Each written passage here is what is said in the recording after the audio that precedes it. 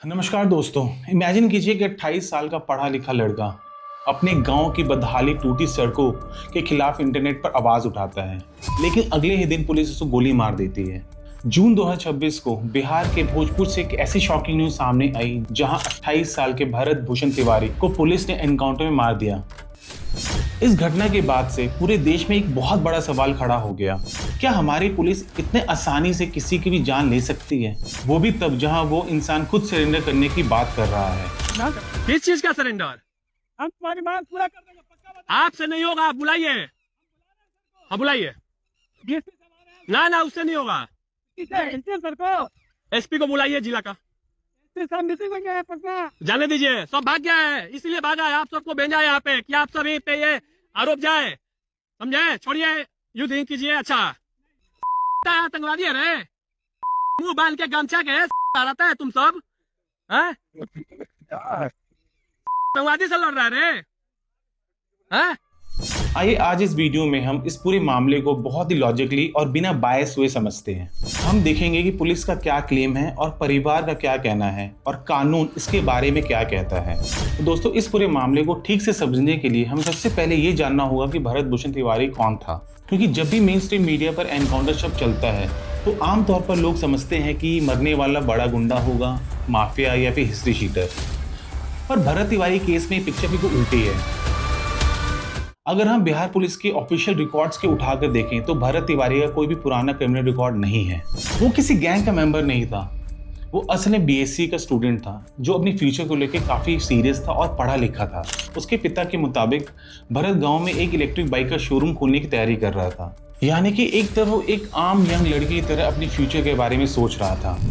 लेकिन दोस्तों, भरत की पर्सनैलिटी का एक और एस्पेक्ट था। वो एक आम स्टूडेंट होने के साथ साथ सोशल इश्यू को लेकर काफ़ी एक्टिव रहता था। गांव में जब भी बाढ़ आती थी, सड़कें टूटती थी या फिर बिजली की किल्लत होती थी तो उन मुद्दों को लेकर वो काफ़ी सोशल मीडिया पर एक्टिव रहता था। उसकी पर्सनैलिटी का एक और पहलू भी था, वो काफ़ी रिलीजियस था। वो बागेश्वर बाबा का एक बहुत बड़ा भक्त था और हिंदू राष्ट्र के कॉन्सेप्ट को सपोर्ट करने के लिए वो बिहार से मध्य प्रदेश तक उसने पैदल यात्रा भी की थी। यहाँ तक सब कुछ नॉर्मल लगता है। एक पढ़ा लिखा लड़का जो सोशल वर्क करता है और बीमार गरीबों की मदद करता है और बिजनेस खोलना चाहता है। तो फिर अचानक से ऐसा क्या बदला कि बीएससी का स्टूडेंट हाथ में कट्टा उठाने पर मजबूर हो गया। दोस्तों, यहाँ पर एंट्री होती है तीसरी थ्योरी की, जो है मेंटल हेल्थ। ये केवल पागल साबित करने से क्या होता है? अभी बहुत सारी ऐसी धाराएं हैं, बहुत सारे ऐसे आरोप हैं जो मुझ पे फेंके जाएं। मैंने तो पहले ही बोला था तुम सभी लोगों से कि मेरा जो ये धंधा है, ये पूरे समाज और पूरे देश का बोझ अकेले अपने कंधों पे उठा सकता है। तो उठाया हूं कि नहीं बताओ? और सुनने में आया कि तुम सब अब पूरा टीम बना के पूरी तैयारी के साथ जैकेट टोकेट, ये क्या कहते हैं, बुलेट प्रूफ जैकेट पहन के आएगा। मेरे पास तो कुछ ऐसा है नहीं, ज्यादा ना हथियार ना ज्यादा गोली। वो भी मैं सिर्फ एक अकेला, उसके बाद कुछ छड़ों में निहत्था है। कैसा लग रहा है एक देश के एक सच्चे देशभक्त से मुकाबला करते हुए? बिहार के डीजीपी का कहना है कि उसका मानसिक संतुलन ठीक नहीं था और वहीं दूसरी तरफ परिवार का कहना है कि पिछले कुछ दिनों से वो अंदर से बहुत ज़्यादा परेशान था, डिप्रेस था और टूट चुका था। जब एक पढ़ा लिखा और सेंसिबल लड़का सिस्टम की खराबियों जैसी टूटी सड़कें, भ्रष्टाचार और बदहाली, वो मेंटली अनस्टेबल स्टेट में होता है और कई बार वो एक्सट्रीम स्टेप उठा लेता है। भरत तिवारी शहीद भगत सिंह की आइडियोलॉजी से काफ़ी इंस्पायर था। वो समाज में एक बदलाव, एक क्रांति लाना चाहता था। ये जो जंग है, पूरे देश में बदलाव इससे आने वाला है। लेकिन गलत मानसिक स्थिति यानी मेंटल स्टेट की वजह से उसने बदलाव लाने के लिए रास्ता गलत चुन लिया। 16 जून को इसी मानसिक तनाव में फेसबुक पर लाइव आता है। उसके हाथ में होता है वेपन। वो पूरे सिस्टम को चैलेंज करते हुए कहता है, ये लड़ाई मैं अकेले लड़ रहा हूँ। वो गांव के सामने खड़े पुलिस वालों पर भी हथियार तान देता है। हथियार उठाना और कानून को हाथ में लेना बिल्कुल गलत था, इसमें कोई दो राय नहीं है। लेकिन सवाल ये है कि एक मेंटली अनस्टेबल स्टूडेंट जो सिर्फ गुस्से में हथियार लहराता था, तो क्या उसे सुधरने का रास्ता एनकाउंटर था? आइए इसे अगले चैप्टर में स्टेप बाय स्टेप समझते हैं। अब यहाँ से दोस्तों हमारे सामने दो बिल्कुल अलग कहानी आती है। पहला जो पुलिस का कहना है कि भरत ने उन्हें देखते ही फायरिंग शुरू कर दी, भरत ने लगभग 8 से 10 राउंड गोली चलाई। वार्निंग देने के बाद भी जब वो नहीं रुका तो पुलिस को सेल्फ डिफेंस में फायरिंग करनी पड़ी। उसमें घायल होने के बाद हॉस्पिटल ले जाते वक्त उसकी मौत हो गई। दूसरी तरफ भरत की मां और उसके परिवार का कहना है कि एक कंप्लीट फेक एनकाउंटर है। सोशल मीडिया पर एक वीडियो वायरल हुआ जिसे भरत साफ कह रहा है कि लो मैं सरेंडर कर रहा हूं और वो अपना कट्टा नीचे फेंक देता है। हमला देख रहा है यहीं से, तो चलिए हथियार रख दिया जाता है, लीजिए हथियार इनको दे दिया गया। परिवार का क्लेम है कि हथियार छोड़ने के बाद भी पुलिस वालों ने उसे टारगेट किया और उसे ढेर कर दिया। अब यहाँ पे बहुत बड़ा ट्विस्ट आता है। अगर पुलिस ने सब कुछ कानून के तहत सेल्फ डिफेंस में किया था तो डिपार्टमेंट ने शाहपुर के थानेदार समेत 4 पुलिस वालों को तुरंत सस्पेंड क्यों किया? तो ये सस्पेंशन अपने आप में ही पुलिस वालों की थ्योरी पर एक बहुत बड़ा क्वेश्चन मार्क खड़ा करता है। दोस्तों, इस पूरी सिनेरियो को देखकर 5 बहुत क्रिटिकल सवाल उठते हैं जो हमें सिस्टम से पूछने चाहिए। सवाल नंबर 1, दोस्तों थोड़ा लॉजिकली सोचिए। एक तरफ 28 साल का एक आर्म स्टूडेंट जिसके पास प्रोफेशनल कॉम्बैट ट्रेनिंग नहीं है, जो एक छोटे से घर के अंदर बंद है, और दूसरी तरफ बिहार पुलिस और STF यानी स्पेशल टास्क फोर्स। देखिए उधर से कवाड़ी बंद कर दिया है, ये बाहर ना जाए, सब कवाड़ी सभी तरह से बंद कर दिया है। क्या कर रहा है?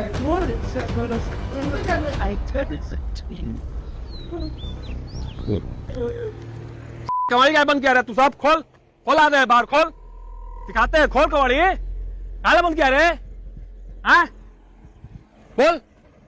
स्पेशल टास्क फोर्स के जवान को ऐसी सिचुएशन के लिए स्पेशल ट्रेनिंग मिलती है। उनके पास bullet proof jackets, ballistic shields और टीयर गैस और स्टन ग्रेनेड्स भी होते हैं, जिससे वो किसी भी आर्म क्रिमिनल को बिना मारे डीएक्सिलेट यानी कि काबू में कर सकते हैं। तो सवाल ये है कि इतनी बड़ी एक्सपर्ट फोर्स तो वो एक अकेले भरत को डिसआर्म क्यों नहीं कर पाई? भरत को काबू करने के लिए STF ने टीयर गैस का यूज क्यों नहीं किया? क्यों नहीं उसके पैरों पे गोली मारी गई? क्यों डायरेक्टली उसका एनकाउंटर कर दिया गया? क्या उसे जिंदा पकड़ने के सारे रास्ते खत्म हो चुके थे? सवाल नंबर 2, अगर इंटरनेट पर मौजूद वीडियो में वो सरेंडर बोल रहा है तो सरेंडर के बाद भी गोली क्यों चलाई गई?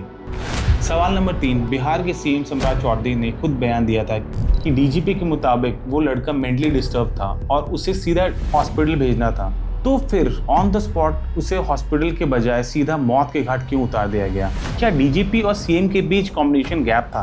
कि मेरे ही पुलिस वाले को कोई हथियार दिखा रहा है और पुलिस कार्रवाई नहीं कर रहा है, तो अभी DGP साहब ने बताया कि वो मानसिक रूप से बीमार है सर, और उसको गिरफ्तार भी कर लिया गया। उसको मानसिक आरोग्य का जो हॉस्पिटल उसमें भर्ती करने का काम किया जाए। सवाल नंबर 4, अगर सिस्टम को पहले से ही पता था कि वो मेंटली अनस्टेबल है तो कानून के मुताबिक SOP यानी कि स्टैंडर्ड ऑपरेटिंग प्रोसीजर यानी सीधा हॉस्पिटल पहुंचाया जाए, ना कि गोली मारने का। सवाल नंबर 5 और एक आखिरी सवाल, जिस देश में बड़े बड़े नक्सलियों और टेररिस्ट को कोर्ट के सामने लाने और सरेंडर करने का पूरा मौका दिया जाता है, और वहीं 28 साल के भरत को वो मौका क्यों नहीं मिला? चलिए इसको थोड़ा लीगल पर्सपेक्टिव में समझने की कोशिश करते हैं। दोस्तों, देश में हमारे सुप्रीम कोर्ट और NHRC की गाइडलाइन एनकाउंटर्स को लेके बहुत स्ट्रिक्ट है। रूल कहता है कि एनकाउंटर पुलिस का हमेशा आखिरी ऑप्शन होना चाहिए, ना कि पहला। हर एनकाउंटर के बाद एक इंडिपेंडेंट मजिस्ट्रेट जांच होनी चाहिए। नए कानून BNSS सेक्शन 103 जो पहले IPC 302 था, उसके मुताबिक अगर इन्वेस्टिगेशन में ये प्रूव हो जाता है कि किसी निहत्थे या सरेंडर कर चुके इंसान को मारा गया तो ये सेल्फ डिफेंस नहीं बल्कि एक मर्डर है, और इसमें दोषी पुलिस कर्मियों को उम्र कैद से लेकर डेथ पेनल्टी तक की सजा होती है। कानून साफ कहता है बीमार इंसान का इलाज होना चाहिए, ना कि एनकाउंटर। अब सोचने वाली बात यह है कि इस मामले का सच केवल सिर्फ अपकमिंग पोस्टमार्टम रिपोर्ट और फॉरेंसिक रिपोर्ट के सामने ही आ सकती है। अगर रिपोर्ट में कोई छेड़छाड़ी ना हो तो इसे ये पता चलेगा कि गोली कितनी दूर से चलाई गई और उसके कलेक्टिव एविडेंस क्या क्या थे। तो दोस्तों, ये मामला सिर्फ अकेले भारत का नहीं है, ये हमारी डेमोक्रेसी और रूल ऑफ लॉ का है। अगर हम इस पर ध्यान नहीं देंगे तो कल ये किसी के साथ भी हो सकता है। एक अवैध सिटीजन के तौर पर हमारी ताकत हमारे सवालों में है। आपको क्या लगता है, क्या पुलिस का ये एक्शन जस्टिफाइड था? अपनी राय नीचे कमेंट में ज़रूर लिखें। अगर ये वीडियो आपको इन्फॉर्मेटिव लगा है तो प्लीज़ चैनल को ज़रूर सब्सक्राइब करो और मिलते हैं अगली वीडियो में। Till then, this is Rahul Singh signing off. हर हर महादेव।